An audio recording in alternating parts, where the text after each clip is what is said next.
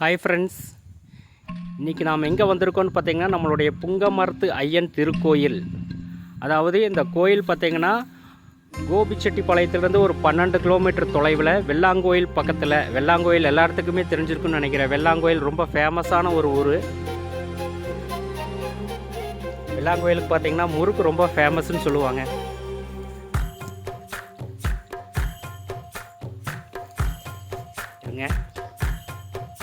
தெளிவாக காட்டுறேன்.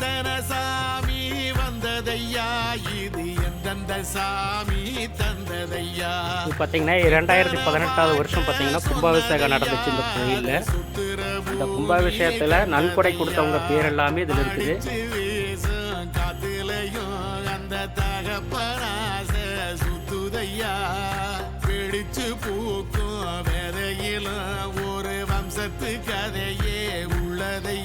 அடுத்தது இவர் பார்த்தீங்கன்னா நம்மளுடைய கருப்பராயன்.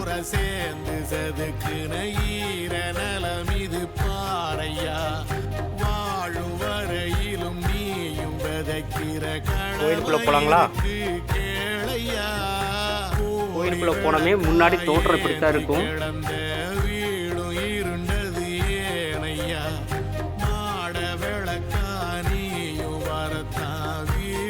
பார்த்தீங்கன்னா நம்மளுடைய மாயவர் பெருமாள், எங்களுடைய குலதெய்வ சாமியே எங்களுடைய பெருமாள் தான்.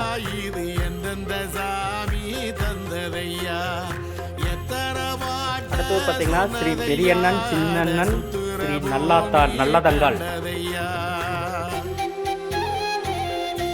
அடுத்தது பார்த்தீங்கன்னா ஸ்ரீ குன்றுடையான், ஸ்ரீ தாமரை நாச்சி, ஸ்ரீ செட்டியாயி, ஸ்ரீ செட்டியார்.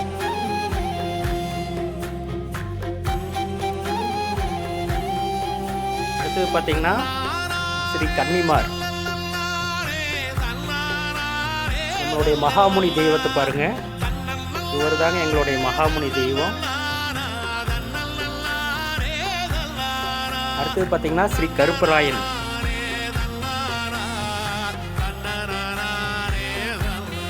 ஸ்ரீ தன்னாசியப்பன். இங்கே இருக்கிற தெய்வங்கள் எல்லாம் பார்த்தீங்கன்னா 30 தேவர்கள்னு சொல்லி போட்டிருக்கிறாங்க. இந்த கோயில் வந்து ரொம்ப பழமையான ஒரு கோயிலுங்க. கிட்டத்தட்ட ஒரு 150 வருஷத்துக்கு மேலே இருக்கும். வருஷம் திருவிழா நடக்கும் ஆடி மாதம்.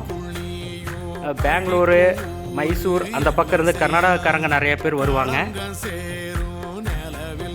அதே மாதிரி திருப்பூர், குன்னத்தூர்,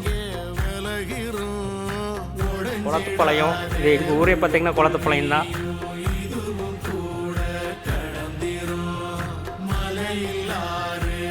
மணி அடிக்கலாங்க.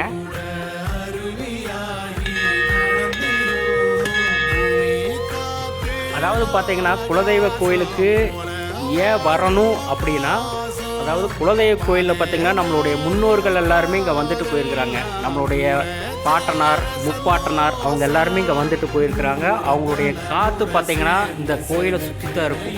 அவங்க சுவாசித்த காற்று, அவங்க காலடிப்பட்ட இடம் எல்லாமே இந்த கோயிலுக்குள்ளே வந்துட்டு போயிருப்பாங்க.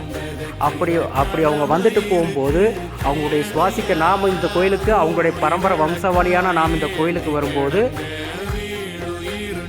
அவங்களுடைய காற்றும், அவங்களுடைய சுவாசித்த காற்றும், அவங்களுடைய காலடி தடமும் இந்த இடத்துல பட்டிருக்கும். அதனால் நாமளும் இந்த கோயிலுக்கு வரும்போது நம்மளுடைய கர்ம வினைகள், நம்மளுடைய பாவங்கள் எல்லாமே நீங்கும். அதுதான் முக்கியமான ஒரு அம்சம். அதனால தான் எல்லாருமே குலதெய்வ கோயிலுக்கு போயிட்டு வாங்க, குலதெய்வ கோயிலுக்கு போயிட்டு வாங்கன்னு சொல்கிறாங்க. சுத்துற பூமி கண்டதையா, அடிச்சு வீசும் காத்திலையும் அந்த தகப்பனாச சுத்துதையா, வெளிச்சு பூக்கும் வேலையிலும் ஒரு வம்சத்து கதையே உள்ளதையா. இந்த கோயில் பார்த்தீங்கன்னா வெள்ளாங்கோயில் பக்கத்தில் ஒரு 2 கிலோமீட்டர் கவுந்தப்படி போகிற ரோட்டில், வெள்ளாங்கோயிலிருந்து கவுந்தப்படி போகிற ரோட்டில் ஒரு 2 கிலோமீட்டர் தொலைவில் இருக்குது. காட்டுக்குள்ளே இருக்குது இந்த கோயில். எங்களுடைய குலதெய்வ கோயில் பார்த்தீங்கன்னா புங்கமரத்து ஐயன் சொல்லி காட்டுக்குள்ளே இருக்கிறாரு. எல்லாருமே பார்த்தீங்கன்னா வந்துட்டு போங்க எங்களுடைய கோயிலுக்கு. வந்து எங்கள் அப்பா புங்கமரத்து ஐயனுடைய ஆசீர்வாதத்தை பெற்றுட்டு போங்க. ஏன்னா ரொம்ப சக்தியுள்ள ஒரு கோயில், ரொம்ப சக்தியுள்ள ஒரு சாமி எங்களுடைய புங்கமரத்து ஐயன். நாம் என்ன வேணுனாலும் நம்மளுக்கு நடத்தி கொடுப்பாரு.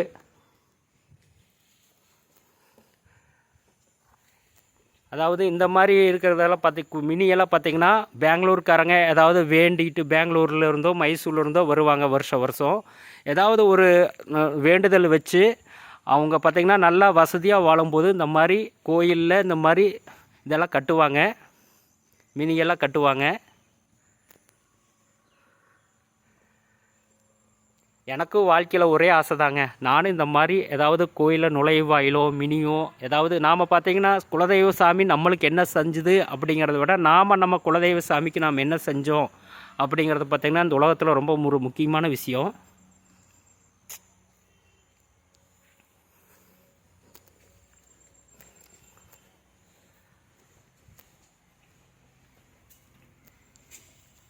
அதனால் எல்லாருமே வாங்க எங்களுடைய கோயிலுக்கு வந்து எங்களுடைய புங்கமார் தாயினுடைய ஆசீர்வாதத்தையும் எங்களுடைய அருளையும் பெற்றுட்டு போங்க.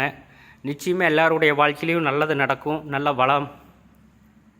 வாழ்க்கையில் எவ்வளோ கஷ்டங்கள் இருந்தாலும் எங்களுடைய புங்கமார் தாயினை கும்பிடும்போது, எங்களுடைய புங்கமார் தாயினை வேண்டும்போது எல்லா கஷ்டங்களும் கண்டிப்பாக நீங்கும்.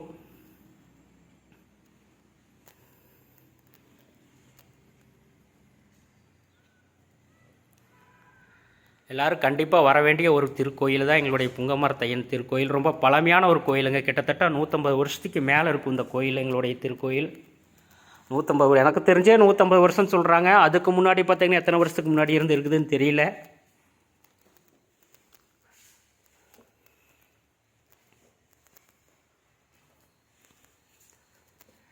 எல்லாருமே கண்டிப்பாக வந்துட்டு போங்க எங்கள் கோயிலுக்கு.